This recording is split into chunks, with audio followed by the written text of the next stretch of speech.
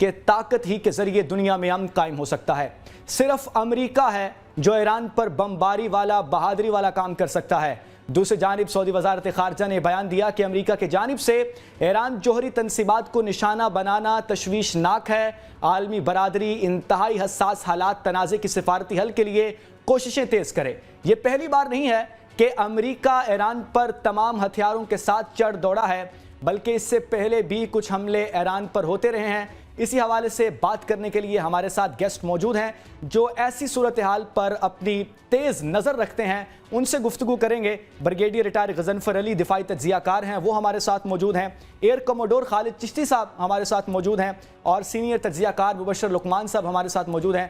सबसे पहले air commodore Khalid Chishti साहब का रुख करते हैं। खालिद साहब, आगाह कीजिएगा, अभी कुछ देर कबल जो है वो ईरानी वज़ीर ख़ारजा अब्बास अराग़ची ने प्रेस कॉन्फ्रेंस की है। मीडिया से गुफ्तगू करते हुए उन्होंने ये कहा है कि अमेरिका को इस बात पर माफ़ी मांगनी चाहिए, वरना हालात ऐसे आगे नहीं बढ़ेंगे। इस पर क्या कहना है आपका?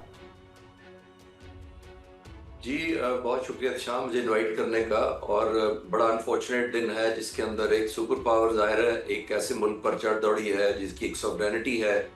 और ज़ाहिर है तकरीबन 8 से 9 दिन तक इसराइल ने कोशिश की है।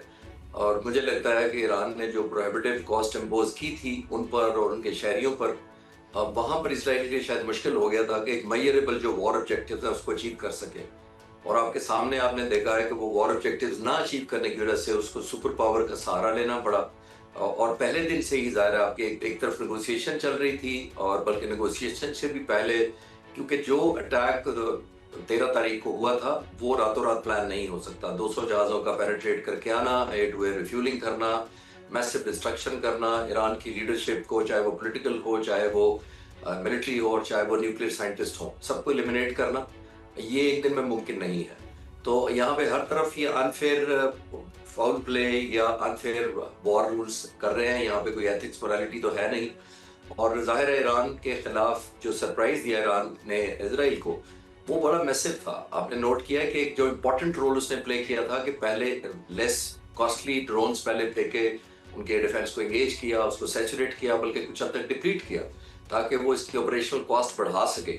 और जब वो मेजर काउंटर मेजर्स ऑब्सलीट मतलब रन आउट कर गए ऑप्शन या राशनिंग शुरू हो गई, एक स्टेज आ गई उनकी, अब आप सारा मीडिया कह रहा है इंटरनेशनल की राशनिंग शुरू हो गई थी डिफेंस सिस्टम में, तब उन्होंने स्ट्रेटेजिक वेपन्स मारे जो सिजील नाम दे ले या दूसरा डिफरेंट नामों के साथ वो लॉन्च कर रहे हैं। तो ये एक अनप्लेजेंट सरप्राइज था, खासतौर पर इजराइल के लोगों के लिए भी, बिकॉज इतनी एलिमेंट ऑफ इनसिक्योरिटी और लैक ऑफ कॉन्फिडेंस अपनी हुकूमत और अपने डिफेंस सिस्टम पर इजरायली लोगों ने कभी नहीं देखा था।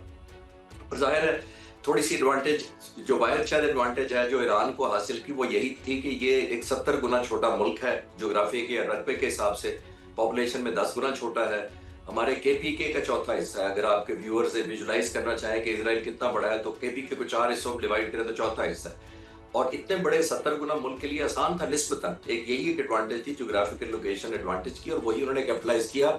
इसीलिए पूरे इजराइल की तकरीबन पॉपुलेशन भी टारगेट भी हुई डायरेक्टली या इनडायरेक्टली, और उस खौफ का शिकार करने में कामयाब हो गए। लेकिन अमेरिका का आना इस वक्त इंतहाई खतरनाक है, और ये खित्ता जो पहले ही वॉलेटाइल है, अभी हमने मई के महीने में एक बहुत बड़े बॉर्डर पर चैलेंज किया और उसको बिफ्टिंग जवाब दिया। अफगानिस्तान से पहले ही हालात हमारे उस तरह कंफर्ट जोन में नहीं है, और एक और जोन खुल जाना हमारे लिए बड़ा खतरनाक है। जी, ब्रिगेडियर रिटायर गजनफर अली साहब के पास चलते हैं। गजनफर साहब, ये आगाह कीजिएगा कि ईरानी वज़ीर ख़ारजा अब्बास अराग़ची का ये कहना है कि वो कल जो है वो रूस के दौरे पर जा रहे हैं, सदर पुतिन से मुलाकात करेंगे। आप रशिया को इस सूरत हाल में कहाँ खड़ा देख रहे हैं?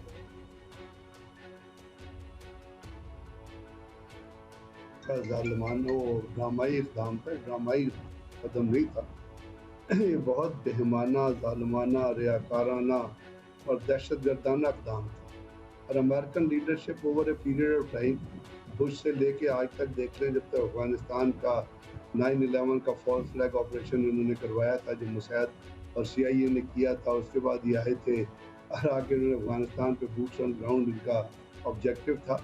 तो ये तो तमाम जो ओबामा ने जिस तरह पाकिस्तान के जो है वो अंदर जिस तरह ड्रोन अटैक्स की इंटेंसिटी बढ़ाई, तो ये तो है, they believe on terrorism, they breed terrorism, they inculcate terrorism.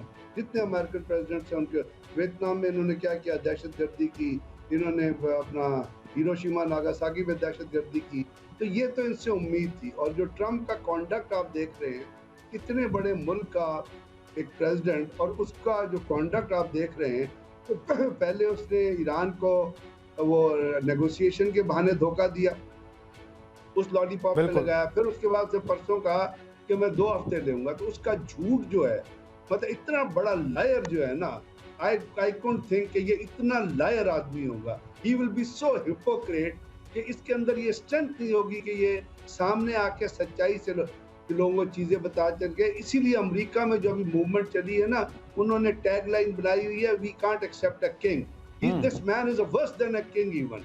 ये ज़ियोनिस्ट है, ज़ियोनिज़्म के ऊपर बिलीव करता है। इसके और इसके सन इन लॉ के, कुशनर के और नेतन्याहू के ज़ाती ताल्लुकात हैं। इसने मज़हब को, इसको क्रिश्चियनिटी और ज़ियोनिज़्म को, जो नियोकॉन क्रिश्चियन है और ज़ियोनिज़्म की जो फिलॉसफी है, इसको इसने डाल दिया पॉलिटिक्स में।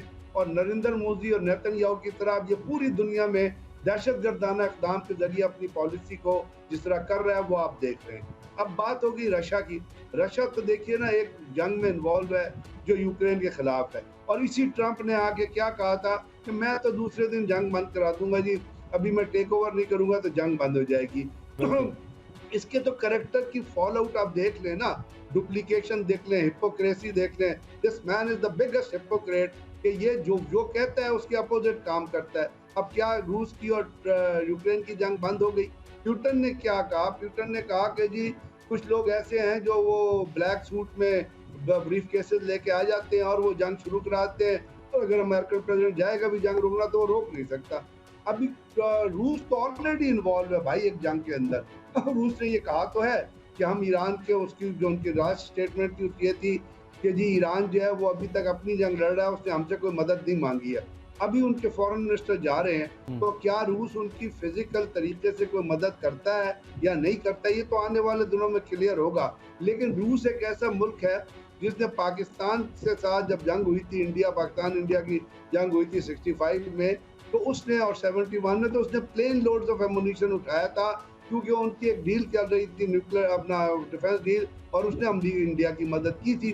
तो रूस एक ऐसा मुल्क है जिस वक्त अगर उसके ऊपर जो कदगन आ रही है, और जिस तरह अमेरिकन उसको देख रहे हैं, और जिस तरह यहूदियत जो है और जो ज़ियोनिस्ट लॉबी है जो दहशतगर्दी पे बिलीव करती है, जो नेतन्याहू जैसा जो एक ज़ियोनिस्ट है जो लोगों का खून पी के खुश होता है, अगर आज रूस उसके खिलाफ खड़ा नहीं होता तो कल इन्होंने मिलकर रूस के ऊपर यूक्रेन वाला नहीं कोई और हमला कर देना है। दूसरी बात है अब चाइना की, तो बात यह है कि जिस वक्त तक ईरान ने तो अपनी पॉलिसी को क्लियर कर दिया, उन्होंने कहा कि हमारे ऊपर हमला हुआ है, अब हम, और वाकई अपना ट्रंप ने उसको एक बेसिस प्रोवाइड कर दिया ईरान को, उसको एक उन्होंने प्रीएम्बल दे दिया है, एक प्रिटेक्स्ट दे दिया है, जिसके जरिए ईरान अब जो अमेरिकन फैसिलिटीज़ हैं, क्या वो इराक में है, क्या वो सीरिया में है, क्योंकि अगर आप कैलकुलेट करेंगे तो सीरिया से लेके ऑल अराउंड ईरान कोई 50,000 ट्रुप्स हैं जो डिफरेंट जगहों पे अमेरिकन के डिप्लॉयड